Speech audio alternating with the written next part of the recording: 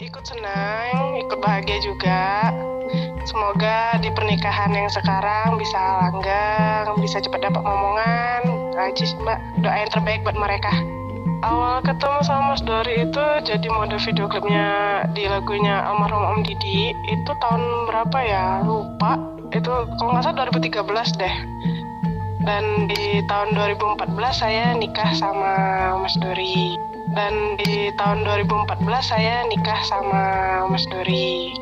Om Didi sempat ya emang jodoh-jodohin sih Om Didi sama Bunda Yan juga gitu kan waktu itu. Terus kita juga sempat saling tukar nomor. Ya dari situ sih mulai deketnya. Habis itu ya terus sampai akhirnya nikah gitu.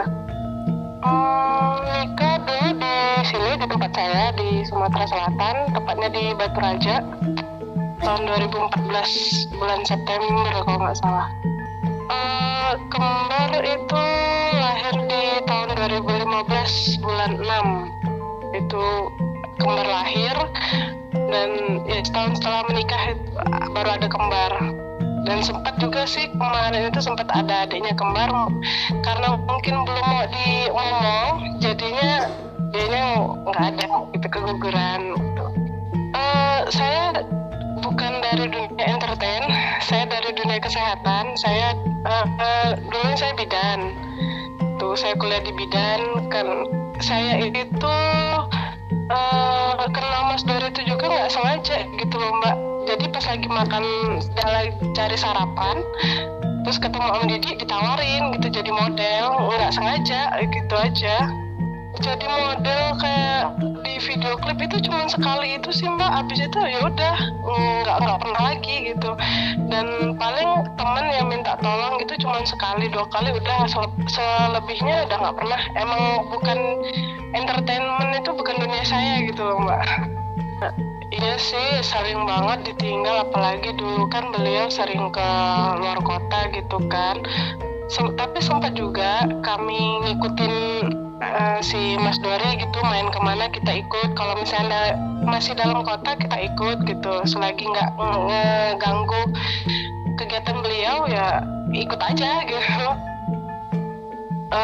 Kalau nggak direstuin itu nggak mungkin ya Mbak. Kalau nggak direstuin nggak mungkin sampai menikah, sampai punya anak udah gede juga gitu kan. Kata-kata yang nggak direstuin itu sebenarnya mustahil banget gitu.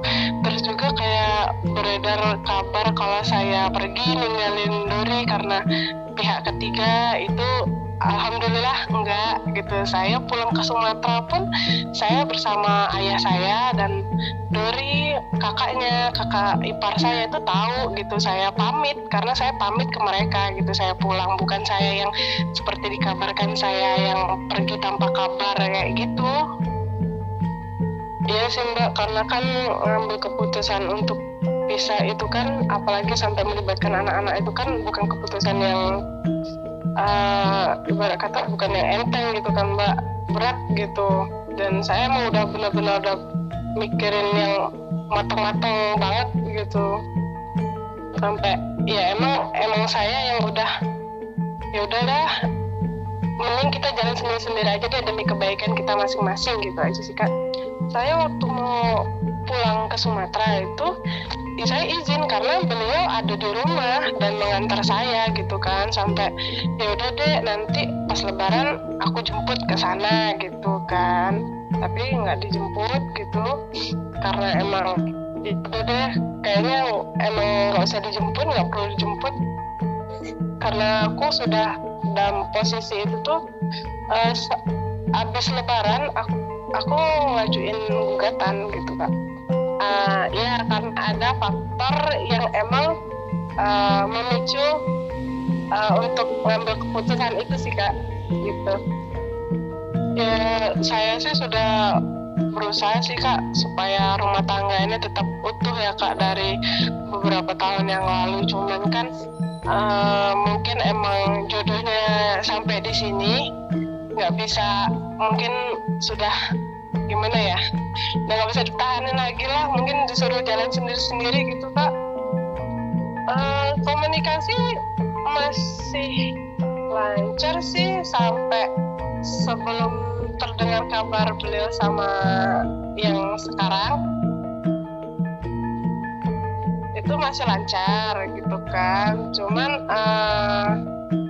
kesininya emang agak kurang sih, lebih ke kakaknya yang sering menghubungi ibu saya, lebih tepatnya menghubungi ibu saya, bukan saya. Kalau kontak langsung dari ayahnya ke anak-anak sih udah dari bulan berapa ya? Udah berapa bulan ini emang nggak pernah kontak, lebih kakaknya yang kontak ke ibu saya. Anak-anak saya emang nggak pernah bertanya sih Kak soal soal ayahnya. Cuman emang saya ngasih pengertian ke anak-anak kalau misalkan ayahnya itu sedang kerja gitu aja sih, Kak, cari uang gitu. Jadi anak-anak emang taunya ayahnya sedang bekerja. Kalau yang di belakang ini selalu bilang kangen, tapi kan ayah lagi kerja cari uang. Tapi kalau yang satunya agak cuek emang. Kalau dibilang paham mungkin belum ya Kak, karena mereka masih kecil, belum tahu apa-apa gitu kan. Mungkin nanti kalau udah gede baru deh kita kasih pengertian ke mereka gitu Kak. Kalau soal nafkah emang masih ngirimin sih Kak setiap akhir bulan. Kalau pas menikah saya nggak tahu, malah tahu dari orang. Saya ya ikut senang aja kalau misalkan mereka menikah, tahu mereka menikah tuh saya ikut senang, doain yang terbaik buat mereka gitu. Kalau untuk kecewa sih enggak. Ya semoga kedepannya bisa rukun aja sih Kak, dari keluarga sana sama keluarga sini itu bisa rukun. Kalau khawatir sih nggak begitu khawatir sih Kak, karena ya saya juga pernah mengingatkan sama kakaknya, kalaupun nanti si Mas Dori punya keluarga baru, jangan sampai lupa sama anak-anak gitu aja. Karena sekalinya kemarin itu dikenalin sama si Mbak Nela, si kembarnya juga, oh iya ibu baru gitu aja sih, ibu baru ayah. Sempet akrab sih kemarin, teleponan itu enggak yang biasanya ada sih kan anak-anak yang menolak untuk ngobrol sama orang baru. Nah kalau si kembar tuh enggak, dia langsung akrab gitu sih Kak ke Mbak Nelanya. Kalau saya sih kalau misalkan ayahnya mau bertemu anak-anak saya persilakan gitu kan, karena emang saya tidak pernah melarang gitu, apalagi kalau mau dikenalin sama ibu barunya ya kenapa enggak gitu kan, karena emang Mas Dori pun punya hak gitu kan ke anak-anak gitu. Saya pokoknya mendoakan terbaik buat Mas Dori, semoga langgeng sama pernikahannya sekarang, semoga cepat dapat momongan juga.